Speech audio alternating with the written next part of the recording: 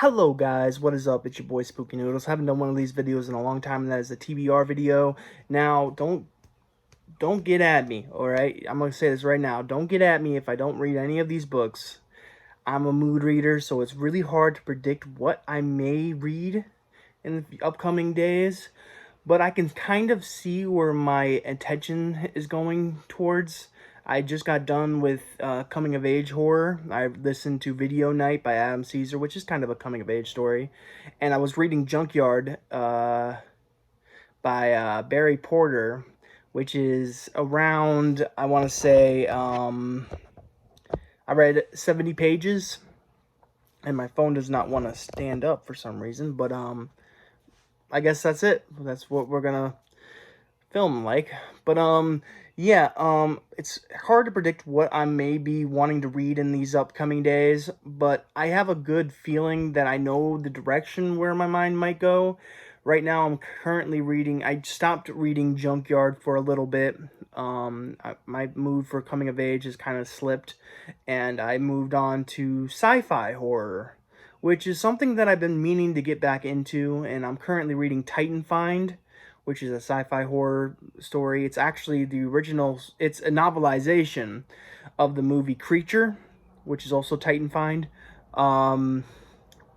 So I'm reading that right now. It's good so far, but I haven't really gotten too deep into it.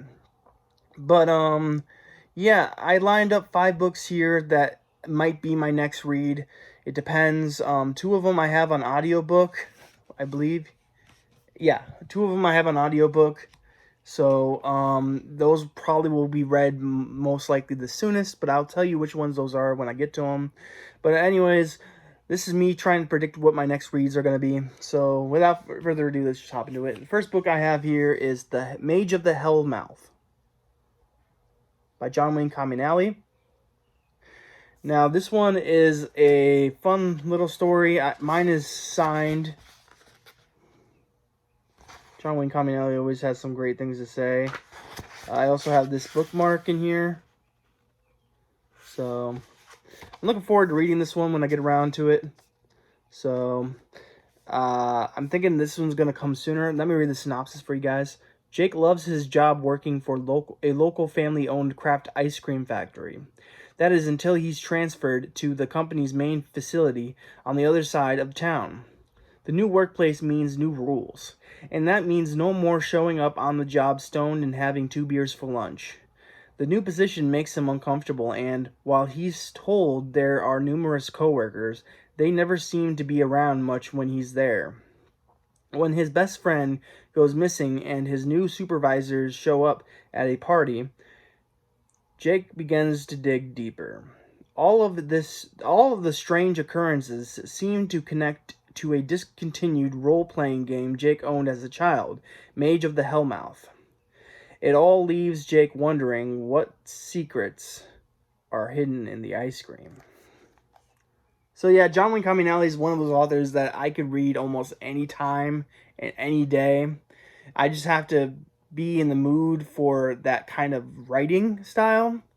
But I can literally read this any time of the year. So I'm thinking that I'm going to hop into it soon. It's not that long of a story, coming in at 120 pages. So it's going to be a really quick read. But I think it's going to be one of those reads that I can blow through. And I really enjoy John Wayne Caminelli's writing. So yeah. Next is Aaron Beauregard's Yellow. And the front says, they took his wife, they took his business, but they didn't realize they also took his fear. This reminds me of, like, well, kind of reminds me of the movie Taken, but more of a direct horror link to it. Instead of being all action, I think it's going to have some horror themes in there and some gross out scenes maybe. But yeah, let me read the synopsis for you guys, and I'll tell you why I chose this book as one of the books I might read soon. So here we go. What would you do if they took everything? Oliver Fitch has a troubling issue. He lives in a state of constant terror. After purchasing a convenience store in a once civil society, the streets around him have rapidly devolved into utter lawlessness. They're now festering with sinister gutter scum that only live to harass and intimidate him. His pathetic profits are gouged under the threat of violence, and there isn't a damn thing he can do about it. Because in a city with no rules, where the sun never shines, the authorities are no help. In fact, they're an equal part of the problem. And relentless fear of confrontation is so obvious that even Oliver's wife, Lydia, has grown to resent his spineless existence. The absence of bravado opens the door to a horrific home invasion that leaves the miserable pair savagely maimed. From there, things only get worse until the criminal leeches have taken everything, until there's nothing left inside but hate and the gnawing hunger for revenge, until a switch finally flips and Oliver realizes that they all have to die. So that is Yellow by Aaron Beauregard. Like I said, I love the movie Taken. I haven't watched the Taken 2 and 3, but I like movies kind of like that, where there's like a revenge plot, you know. And Aaron Beauregard's one that never really leaves me, you know, he leaves me awed at how great he is at writing. So I'm looking forward to reading this. I always think I can pick up Aaron Beauregard anytime. I just have to be in the mood for that kind of extreme horror. And I think it's getting there to the point where I really need to read me some Beauregard, you know. I have almost all of his books except for his newest one and Beyond Reform. I need to get those still. But anyways, Yellow by Aaron Beauregard is my choice. And of course, mine is signed. So yeah, Yellow. Next is Beetle Brain, a strange novel by two-time Wonderland Award nominee Kevin Strange. Let me read the synopsis and tell you why I want to read this. Beetle Brain. Beetle Brain is the story of Sue Ellen, a strung-out stripper who inadvertently becomes the queen of planet Earth when a cult of giant beetle-worshipping masochists christens her the matriarch of a race of ancient bug monsters who have been living beneath the surface of the Earth for millennia, waiting for their opportunity to ascend and consume all life above ground. The only problem is Sue Ellen is possibly the dumbest girl in the whole world. Beetle Brain is a return to the extreme horror genre for two-time Wonderland Award nominee Kevin Strange, and for sure one of the sickest, sexiest, and brain-bent novels he's ever written. If you like the messed up shit, do not sleep on Beetle Brain. And like I said with Yellow, I'm kind of getting into that strange and also John Wayne Common Alley. I'm getting into that strange and extreme type stuff. So, you know, Beetle Brain looks up my alley. Plus, I haven't read Kevin Strange yet, and he's an author I really want to get into. I own a couple signed books by him because I met him at the convention in Illinois, and I really want to get to know his writing more. This one comes in at 196 pages, so it's not that big. It seems big, but it's not that big. I'm going to read this soon. Probably very soon. It might be one of the books I put above all the others, but, you know, because this one looks very entertaining to me. And is there images in this book? No, there's not images. But it kind of reminds me of a Shane Mackenzie book, but I don't know exactly. But anyways, Beetle Brain looks like it's going to be a fun one, so I chose that one for one of the books that I might read soon. Next is a book that I've already started. I have it on ebook, audiobook, and paperback signed. And then I have the original paperback as well when it was called Moon of the Werewolf. And that is Undertaker's Moon by Ronald Kelly. Oh, by the way, this one is signed. And I forgot to tell you, but Beetle Brain by Kevin Strange is also signed. Yeah, Undertaker's Moon is a werewolf book. And it's hard to show you because of the light above me. But Undertaker's Moon by Ronald Kelly is a werewolf book. And I'm actually really digging what I've read so far. Which means that I really want to go back to this book. In fact, one of the reasons why I started this book is to get some get some notes on how to write one of these type of stories, because I personally want to write a Dogman story, a Michigan Dogman story, and I've already started it, but I wanted to get notes on how it's done. Even though Dogman isn't a werewolf, it's still kind of the same creature. So yeah, let me read the synopsis for you guys though, and then we'll move on to the last book. A graveyard fest beneath the summer moon, or feast, my bad. A rural town of Old Hickory, Tennessee was a quiet, picturesque community until the O'Sheas came to town. Becoming the new proprietors of the town's only funeral parlor, with the help of their charming patriarch, Squire McManus, the Irish family was wholeheartedly accepted by the local townfolk. Then things began to happen, strange things, horrible, unspeakable things, in the dead of night. The sighting of wolfish beasts congregating around an open grave in the town cemetery, frightening changes in several of Old Hickory's less desirable residents, and the brutal murder and devouring of a varsity football player in the wooded wilderness outside of town. Soon, that was once concealed in shadows and secrecy, was now starkly revealed in all its ravenous fury by the silvery light of the full moon.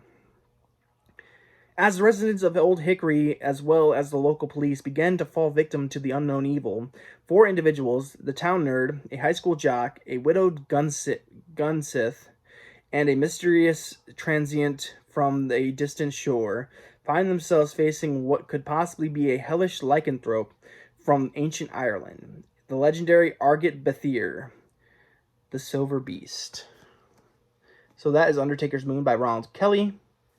And like I said, I've already started this one. I'm like on chapter 3, I think, which is, I should probably move my bookmark in here to chapter 3. But I'm really enjoying this book so far. I only stopped it because my mood changed a little bit, so that's why I stopped. But I'm looking forward to getting back into it soon. And it might be sooner than later, obviously, because I'm making this list and it's on it. So, yeah. And the last book, I also have an ebook and audiobook. I plan on listening and reading it at the same time. And that is Left to You by Daniel J. Volpe. So I hopped on the hype train, and everyone's been saying how amazing this book is. And I already know Daniel J. Volpe is a pretty amazing writer. But when I heard about the contents of what this book has to offer, I was a little worried. Because if you don't know anything about me, well, I'm sorry. But my great uncle was a Holocaust survivor. And he hopped on a train and got the hell out of there and lived his life to the fullest. But I have a soft spot for people that have to go through the Holocaust and all those horrors back in the day because of it. So I've been putting this one on the back burner for a while now because I didn't know if I would be able to handle a book like this. By the way, my copy is... Where is it? It should be signed. Yeah, my bad. Signed. It says, to Nick, what would you do to save a loved one? Daniel J. Volpe. I want to read this one fairly soon. I got a magnet and stuff. Stickers galore. Anyways, I want to read this one very soon. It looks like a good one. And Daniel J. Volpe hasn't failed me yet. I've read 2 books by him so far. I believe 2 books, yeah. I read A Gift of Death and Billy Silver. And I loved both of them. So Left to You is just one of those that I've been meaning to read. It comes in at 228 pages, so it's a quick read. But yeah, I've been hesitating because of the story. But let me read the synopsis for you guys, and then we'll be done with the video.